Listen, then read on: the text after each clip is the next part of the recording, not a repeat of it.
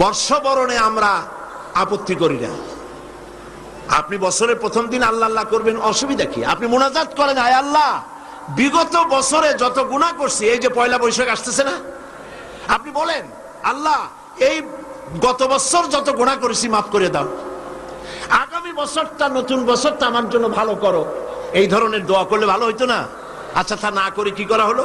মঙ্গল প্রদীপ জ্বালানো হলো, রাখি বন্ধন বাঁধা হলো, উলুধ্বনি দেওয়া হলো, কপালে তিলক পরা হলো, মেয়েদের গালে যুবক ছেলেরা উল্কি আঁকায় দিল।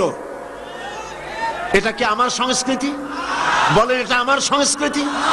তারপরে বড় বড় ময়ূর, রাক্ষস, কুত্তা, গাধা, গরু, এগুলির মুখোশ বানিয়ে মুখোশ পরে রেলি করা হলো। এটা কি আমার সংস্কৃতি? বছরের পয়লা দিনে মুখোশ পরার সম্পর্ক কি আমি বুঝি না। আপনি গরুর মুখোশ পরে র্যালি করলেন, হাঁটলেন, আপনি কি জাতিকে বুঝাতে চান নতুন বছরে জাতির সাথে গরুর মতো ব্যবহার করবেন? কেন এই মুখোশ আপনি পরেছেন? এটা আমার সংস্কৃতি নয়।